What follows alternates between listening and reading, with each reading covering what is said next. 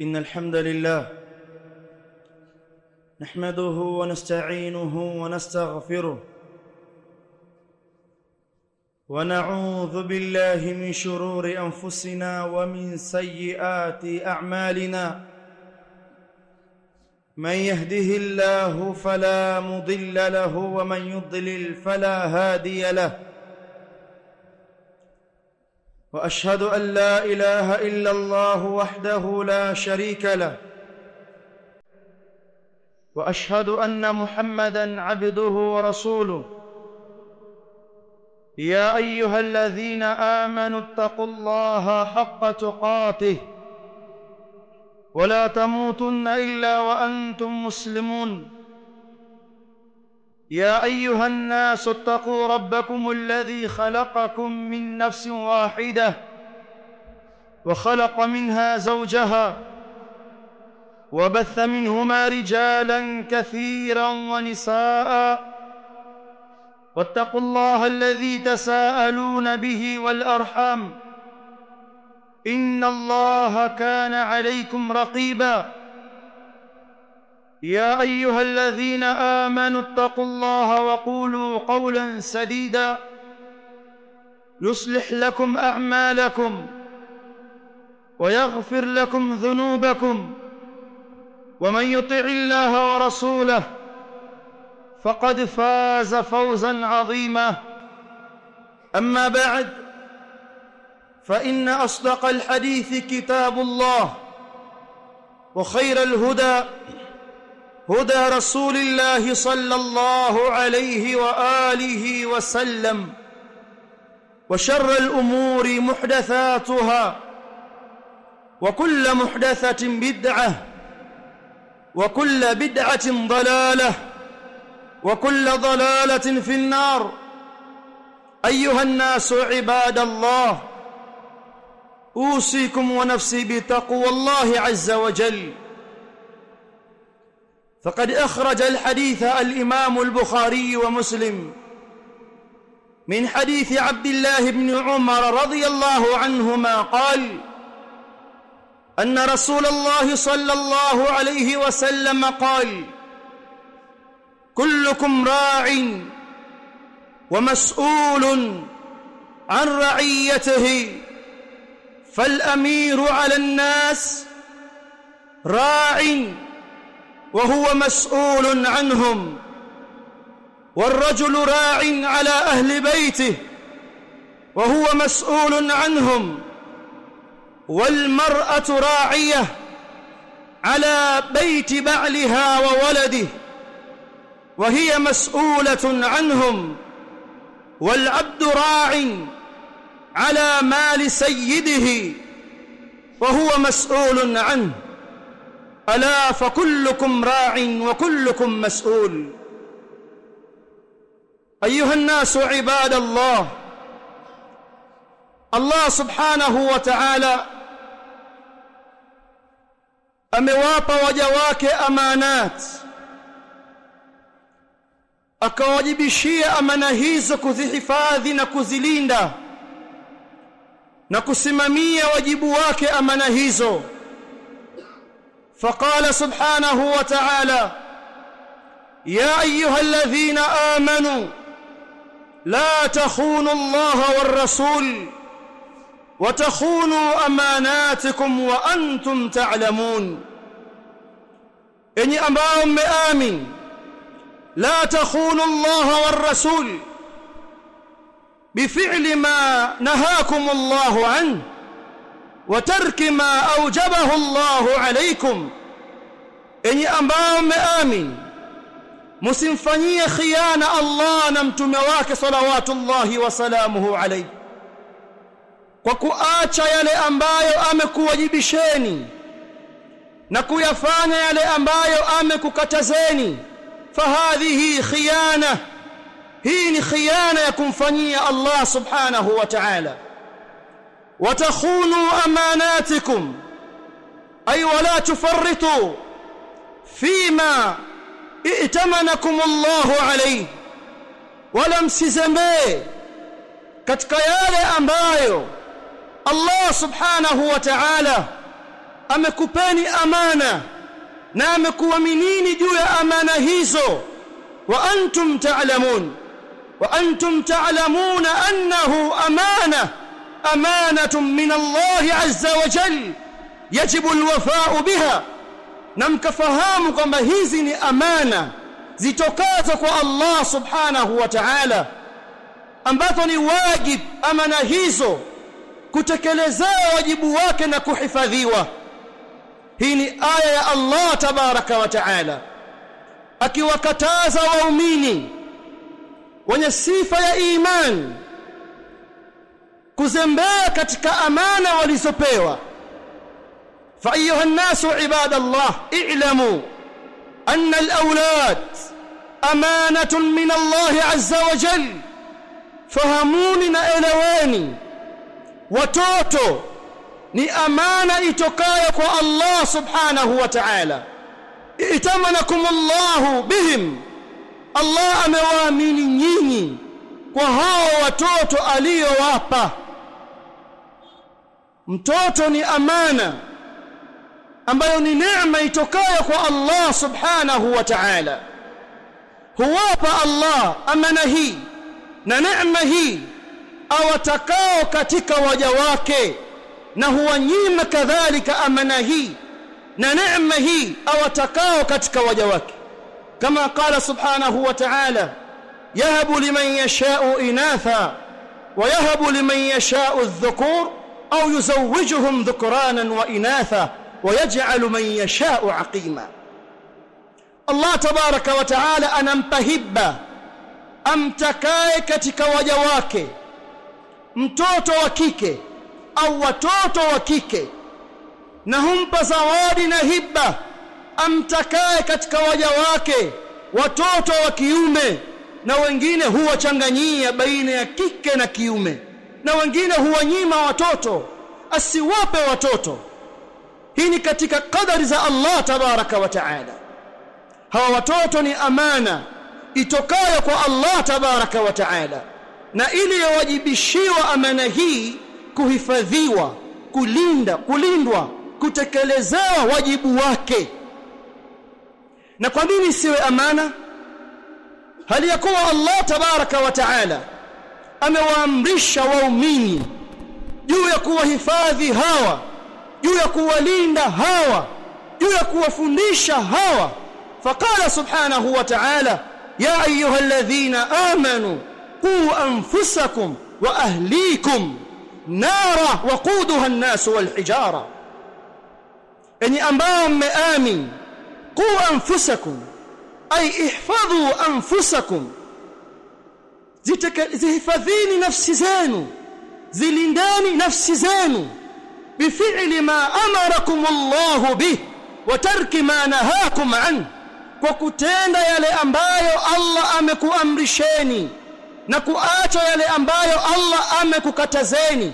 Wa ahlikum wahfadhu ahlikum bima tahfadhuna bihi anfusakum, na wahifadhini jamaa zenu, wahifadhini watoto wenu, wahifadhini watu wa nyumbani mwenu kwa yale ambayo mmezihifadhi kwa mambo hayo nafsi zenu, kutokana na moto wa jahannam, moto ambao kuchochewa kwake moto na kuwashwa kwake ni kuni zake ni watu na mawe. Kwa nini siwe amana watoto? Aya hii al-Imam at-Tabari rahimahullahu ta'ala ananukuu maneno ya Mujahid ibn Jabri al-Makki rahimahullahu ta'ala alipoisoma aya hii, faqala rahimahullah, muradi wa aya hii ittaqullah, muogopeni Allah subhanahu wa ta'ala, wa usu auladakum bitaqwallahi azza wa jalla, na wausieni watoto wenu jambo la kumcha Allah tabaraka wa ta'ala. Kadhalika Ali ibn Abi Talib radhiyallahu anhu alipobainisha muradi wa aya hii, faqala radhiyallahu anhu, akatuambia radhiyallahu anhu, adibuhum wa'allimuhum, wafundisheni watoto wenu adabu, wafundisheni watoto wenu ilmu ya dini. Hii ndiyo amana, namna ambavyo inavyohifadhiwa amana ya watoto. Hawa watoto yatakikana wafundishwe dini, watakikana wafundishwe adabu, na huu ndiyo mwanzo wa kuijenga jamii ambayo imeharibika. Fahamuni na eleweni, mabaya yote yanayotokana katika jamii ni kwa sababu ya kukosekana malezi bora, kukosekana usimamizi imara wa wazee kwa watoto wao. Wengi ya watu ambao tunaona uharibifu wao na mabalaa yao yatokana na wazee wao. Haya ni maneno aliyosema al-Imam Ibn al-Qayyim rahimahullahu ta'ala fi Tuhfat al-Wudud. Anatuambia rahimahullahu ta'ala, faman ahmala ta'lima waladihi ma yanfa'uhu, yule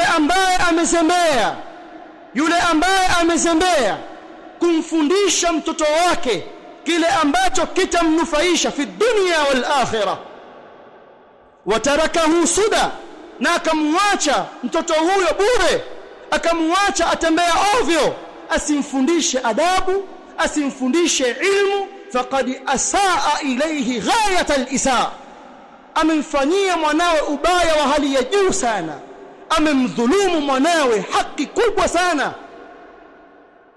Kama kumpenda mtoto wako ni kumtoa madrasa kutokufundishwa dini mtoto huyu akiwa na umri mdogo chini ya miaka 10 kwa kisingizio cha kusoma masomo ya ziada kwa ajili ya mtihani wa darasa la 3 au la 4, kwa mapenzi yako haya, ukiwa na lengo la kumtengenezea dunia yake, na ukamtoa mwingine darasa la 7 au form 2 au form 4, na usimrejeshe tena madrasa, asifundishwe tena dini yake, na wewe mzee mwenyewe huifahamu dini wala humsomeshi mtoto huyo dini, ukamtoa madrasa ukampeleka shuleni akakita huko akaacha kusoma madrasa. Anasema al-Imam Ibn al-Qayyim, faqad asaa ilayhi ghayat al-isaa, amemfanyia uovu mkubwa sana mwanawe na amemdhulumu mno. Bali dhulma hii itakurejea wewe mwenyewe duniani. Mzazi yoyote aliyemtoa mwanao kwenye mafundisho ya dini kwa kisingizio cha kumsomesha masomo ya sekula ili afaulu vizuri, ili afanikiwe duniani, mtoto huyu aliyeacha darasa la 3 au la 4 au darasa la 7 akaenda kusoma masomo yake ya sekula, asirudi madrasa, huyu akimaliza kusoma akaingia kazini, hana muda wa kusoma dini. Ikitokea siku akaja akakupiga kibao mbele za watu, akakutukana mbele za watu, akakuvunjia heshima mbele za watu, usimlaumu mtoto huyu. Wakati gani alifundishwa huququl aulad, huququl walid? Wakati gani alifundishwa haki za mzee huyu? Wakati gani aliambiwa baba ana haki gani na mama ana haki gani? Wakati gani? Na wewe ulimtoa huyu, wamlaumu nani? Wakati atakikana afundishwe adabu, tabia njema na walimu wake wa madrasa, aje heshimu wazee wake, aje heshimu watu wazima, wewe ulimnyofoa huko ukampeleka huko. Hakujua maskini haki za mzazi wake, hakujua maskini wajibu wake juu ya mzazi wake. Kwa nini asikutufikia adabu? Faqad asaa ilayhi ghayat al-isaa. Faqala rahimahullahu ta'ala, wa inma, na hakika hapana vingine, jaa fasaduhum, imekuja au yamekuja mabaya mengi kutoka kwa watoto hawa, min qibali abaihim, kutoka kwa wazee wao, min ihmali ta'limihim faraid ad-din wa sunana, kule kuacha kuwafundisha watoto faradhi za dini, kuacha kuwafundisha watoto sunan za dini. Watoto hawa wakaharibika, Kwa muadham ya hawa wanaovuta mabangi, wanaolewa, wanaoharibu watoto wa watu, wanaochana madirisha wakaiba mali za watu, ni kwa uzembe wa wazee wao kwenye malezi. Jamii mbovu hujengwa na misingi mibovu, na jamii iliyo bora hujengwa kwenye misingi iliyo imara na iliyo bora. Baba akisimama sawa sawa na mama akasimama sawa sawa, wakasimamia wajibu wao wa malezi wa watoto wao, watoto hawa wakalelewa katika mazingira ya dini, wakafundishwa dini yao, hii ni jamii bora inayokuja baadaye. Lakini wakizembea katika msingi huu wa malezi wazee, tunapata muadhamu wa jamii mbovu, hali ya kuwa fahamu na elewa kwamba jambo la kulea watoto sio jambo la mapenzi ya mzazi kwa mtoto wake, bali ni wajibu ulio juu yako aliyokuwajibishia Allah tabaraka wa taala. Bali Allah amewahusia wazazi juu ya malezi ya watoto wao, kama vile ambavyo walihusiwa watoto, wawasaina al-insana biwalidayhi husna, atumewahusia binadamu kuwafanyia wazazi wao wema. Kadhalika Allah tabaraka wa taala amewahusia wazee juu ya watoto wao, yusikumullahu fi auladikum, anawahusia Mola wenu kuhusu watoto wenu, namna gani mtawalea watoto wenu, namna gani mtasimamisha malezi kwa watoto wenu. Huu ni wajibu ulio juu yako. Bali wamesema baadhi ahli ilm, siku ya kiyama hataulizwa mtoto juu ya wajibu ulio juu yake kwa mzazi wake kabla ya kuulizwa wewe mzazi wajibu wako juu ya mtoto wako. Wanasema baadhi ahli ilm, inna Allaha yas'alu alwalida qabla an yas'ala alwalad yawm alqiyama, hakika Allah subhanahu wa ta'ala atamuuliza mzazi kwanza kabla ya kumuuliza mtoto siku ya kiyama. Cha mwanzo ataulizwa mzazi namna gani alisimamia malezi ya mtoto wake, tokea anaanza kumchagulia mama, alimchagulia mama gani mtoto wake anayekuja. Baada ya kuzaliwa alimwandalia mazingira gani. Allah tabaraka wa taala amekupa hii amana ya mtoto. Mtoto huyu hali ya kuwa yupo katika fitra salima, yupo katika maumbile yaliyosalimika, kwa hadithi ya Mtume sallallahu alayhi wasallam, hadithi ambayo anasimulia al-Imam al-Bukhari wa Muslim, hadithi ya Abu Huraira radhiyallahu anhu. Anatuambia Rasul alayhi salatu wassalam, ma min mauludin illa yuladu ala al-fitra fa abawahu yuhawidanihi au yunassiranihi au yumajjisanihi kama tuntaju al-bahima bahimatan jam'a hal tuhissuna fiha jad'a. Hakuna yoyote yule ambaye atazaliwa katika viumbe ila huzaliwa katika maumbile yaliyosalimika. Moyo wake umeumbwa juu ya kukubali taa ya Allah tabaraka wa taala, moyo wake umekubali tauhidi ya Allah tabaraka wa taala. Hakuna mtoto yoyote anayezaliwa kwenye dunia hii isipokuwa yupo katika fitra ya Uislamu, fitra ya iman. Fa abawahu, wazazi wake wawili ndio watakomharibu mtoto huyu. Wakimfundisha uongo ni wao, wakimfundisha ghishi ni wao, wakimfundisha kadha ni wao. Imma watamtia katika uyahudi au katika unasara au katika umajusi au katika bid'a za aina mbalimbali au katika maasi ya aina mbalimbali, ni wazazi wake. Lakini amezaliwa mtoto katika fitra ya iman, katika fitra ya Uislamu.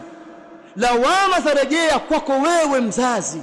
Allah amekupa amana hali ya kuwa imesalimika.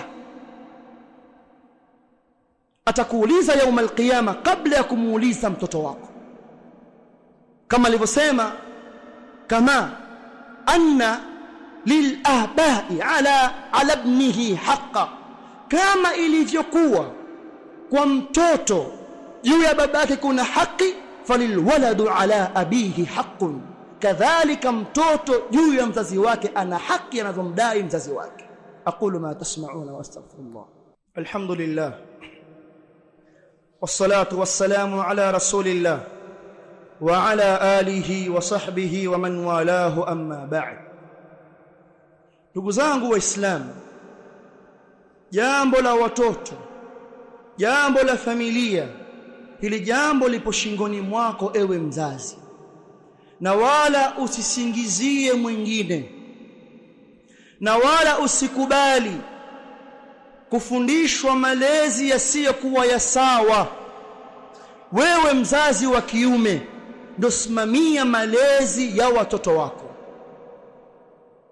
Anasema Ibn Umar radhiyallahu anhuma, adib ibnak, mfundishe mtoto wako adabu, fa innaka mas'ulun anhu, kwa sababu wewe utaulizwa kumhusu mtoto wako. Madha allamtahu wa madha adabtahu, nini umemfundisha mtoto huyu, nini ulimfunza katika adabu mtoto huyu. Wa huwa mas'ulun ank, ni ataulizwa kukuhusu wewe, an birrik wa tawa'iyatihi lak, kuhusu kukufanyia wema wewe na kukutii wewe. Lakini kabla ya hapo utaulizwa wewe ulimfundisha nini mtoto wako. Kama waona sifa, waona fahari, ukamtoa mtoto wako katika masomo ya dini, ukampeleka mtoto wako kusomea dunia yake, ukaona huo ndo ustaarabu. Katika jambo ambalo linakera na kuudhi ni kuona jamii ya watu wenye ujinga uliotopea kwenye ujinga huo, wakiamini na kuitakidi kwamba jamii iliyostaarabika, mtoto au kijana mwenye umri wa miaka 30 ili aonekane huyu kastaarabika, walau awe na elimu ya master degree au degree ya pili au degree ya tatu au kadha au kadha. Hilo jamii iliyostaarabika mbele ya wajinga. Lakini hawa ambao wana degree, wana PhD, hawajui hata namna ya kutawadha. Achia mbali kutawadha, hawajui namna hata ya kustanji, kujisafisha najisi zao, namna ya kuoga janaba. Hii jamii kweli imestaarabika hii? Ya watu wanaotembea hali ya kuona janaba na wachafu. Jamii gani hii? Hakuna atakayekataa kwamba hakuna katika shule yoyote inamsomesha mwanafunzi secular ikamsomesha dini sawa sawa.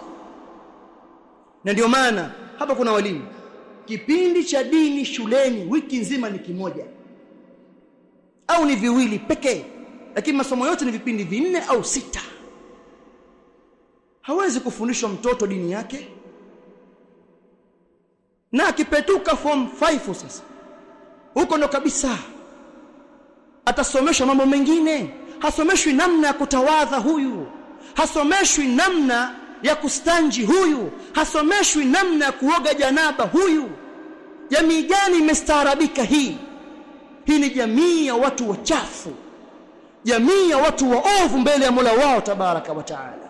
Na ndio maana al-Imam al-Ajuri rahimahullahu taala alipopiga mfano adhima juu ya watu wanaopita kwenye njia ambayo ina mabalaa mengi, alipofasiri mfano wake akasema, hakadha ulama, hivyo ndivyo ilivyo kazi ya maulama. Kathirun minan nas, wengi ya watu, la yaalamun, hawajui kaifa adau alfaraid wa kaifa ijtinabu almaharim, hawajui namna kutekeleza faradhi walizofaradhishiwa na Mola wao, wala hawajui namna kujiepusha na madhambi waliyokatazwa na Mola wao. Jamii ambayo haina wanawachuoni, jamii ambayo haina watu wenye ilmu, ni jamii mithili ya jamii ya wanyama, wanaoishi wanyama hao pasina kufahamu wala kuna maarifa ya utendaji sahihi wa maisha. Wanyama wanaishi wanavyojua wao. Mnyama haoni haya kupandana na mnyama mwenzio mbele za watu. Al-Imam al-Hasan al-Basri rahimahullahu ta'ala ameipiga mfano jamii isiyo na wanawachuoni, ni jamii ya wanyama.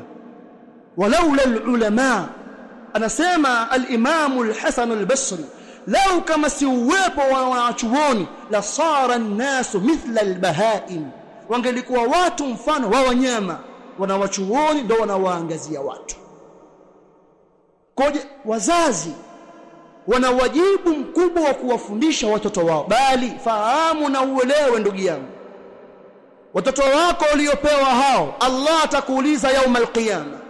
Kwa hadithi tuliyoanza nayo mwanzo, anasema Rasul alayhi salatu wassalam, kullukum ra'in wa mas'ulun 'an ra'iyati, kila mmoja kati yenu nyinyi ni mchunga na ataulizwa mbele ya Allah subhanahu wa ta'ala juu ya kile ambacho amekichunga na kukiongoza. Fal amiru baina an-nas ra'in wa huwa mas'ulun anhum, kiongozi wa watu ni mchunga na ataulizwa kuwahusu wale ambao alisimamia, alitakikana awachunge. Warajulu ra'in ala ahli baiti wa huwa mas'ulun anhum, na mwanamume ni mchunga kuhusu nyumba yake na ataulizwa kuhusu nyumba yake. Ewe baba, ewe mama, wewe ni mchunga wa nyumba yako. Unatakikana umlee mtoto wako kutokea yumo tumboni kwa mama yake mpaka anazaliwa. Malezi ya mtoto huyu mpaka mtoto huyu kama ni binti unamkabidhi mume sahihi. Na hapa pia wazee wawe wa kweli wa kusimamia dini ya Allah tabaraka wa taala. Hii jamii tulionayo tukatae tukubali imekwisha haribika hii jamii. Kama kulikuwa kuna uwezekano wa kufanya restoring ya jamii, tukadelete wote, tukaleta upya, ilo jambo lifanyike, sababu jamii mbovu. Lakini hili jambo haliwezekani. Lakini wewe kama wewe mzazi wa kiume umefanya juhudi gani ya kutengeneza jamii? Nipige mfano juu ya mzazi aliyeimara kwenye nia safi ya kuitengeneza jamii. Mzazi una binti yako uliyemlea kutokea mdogo katika mazingira ya dini, akakulia mazingira ya dini, mtoto huyo akawa mkubwa, mtoto huyo ukaangaza katika jamii, ukamuona kijana aliyesimamia sawa dini yake, mwenye istiqama wal murua, ana istiqama ya dini, ana utu. Ukamwita kijana huyu ukamwambia, njoo, umekushaoa? Bado sijaoa. Kwa nini hujaoa? Sina makazi wala sina asbabu ya riziki. Wewe mwenye binti yako una nyumba umejenga, na nyumba yako bado ina nafasi, au Allah azza wa jalla amekupa wasaa wa sehemu katika mali, ukamwambia njoo wewe binti yangu kwa mahari yoyote yale ambayo wewe utakuja nayo. Ukampa binti yako huyu mwenye dini, ukampa makazi huyu, ukamwanzishia sababu ya riziki huyu. Sema ukweli wa nafsi yako na hukumu jawabu kwa moyo wako. Hawa watoto wawili walioozeshwa, binti mwenye dini na kijana mwenye dini, wakizaa watoto wao wataolelea mazingira gani? Ni mazingira ya dini hawa watakao wazaa. Na kuna mzee mwingine huko alikuwa na binti yake huko, akampa kijana wa dini, amezaa kadhalika mtoto mwenye dini, binti wa kule na kijana huko wakaozeshwa. Hii ndio jamii inapotengenezwa, kuwa tayari wazee kuijenga jamii. Haya mambo yawezekana kafikirika ni mambo magumu sana. Kwani wewe kumpa mkwe wako sababu ya riziki au makazi wakosa nini? Si ni sadaka hii? Si wampa binti yako pia? Si apata makazi binti yako kadhalika? Lakini wewe mtoto, wewe ambaye na mtoto wa kiume, ukamtafutia kijana wako binti mwenye dini, ukaacha mbali mambo ya dunia, kwamba huyu ana mali, huyu ana kadha, huyu ana kadha. Hivyo ndio jamii inavyojengwa. Kwa mzazi jua, fahamu utaulizwa na Allah tabaraka wa taala kuwahusu watoto wako. Thumma la tusalunna yawma idhin 'anil na'im, kisha mtaulizwa siku ya kiyama kuhusu neema zote mzoneemeshwa na Allah tabaraka wa taala. والرجل راع على أهل بيته وهو مسؤول عنهم والمرأة راعية على بيت بعلها وولده وهي مسؤولة عنهم. na mwanamke ni mchunga, ataulizwa kuhusu nyumba ya mumewe na watoto wa mumewe, na yeye ni mwenye kuulizwa kuhusu hili.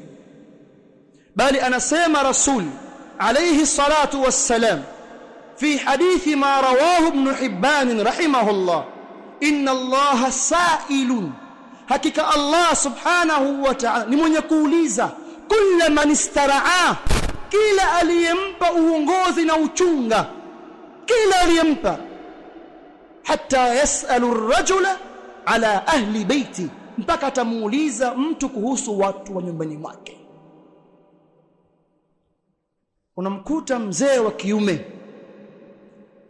binti yake ametoka usiku kuanzia baada ya Isha, amekwenda kambi huyo kwa ruhusa ya nani? Kwa ruhusa ya mama yake. Hivi nani amekwambia wewe kwamba mtoto atoka ndani kwa ruhusa ya mama? Huyu mama mwenyewe si amba ruhusa kutoka huyu. Atoaje ruhusa huyu? Yeye mwenyewe ni mamluka. Anatoaje ruhusa huyu?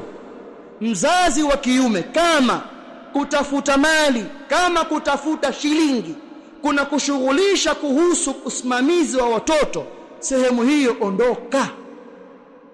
Hiyo sehemu ambayo waitafuta riziki ikapelekea mpaka ukashindwa kusimamia malezi ya watoto, ondoka. Tafuta sehemu ambayo itakupa nafasi ya kulea watoto wako. Ukiambiwa masulia, utaulizwa kiyama, fahamu ukubwa wa jambo. Jamii hii yahitajia usimamizi bora, na usimamizi unaanza majumbani. Ittaqullaha, muogopeni Allah subhanahu wa ta'ala, na yafahamuni majukumu yenu wazazi wa kiume. Mzazi yoyote asifahamu majukumu yake, kama ni mwanamume aliyekuwa imara, huyo ni mzembe wa nyumba yake. Ittaqullaha, muogopeni Allah sana, tekelezeni majukumu yenu, ijengeni jamii yenu. Walhamdulillahi rabbil alamin. Jazakumullah.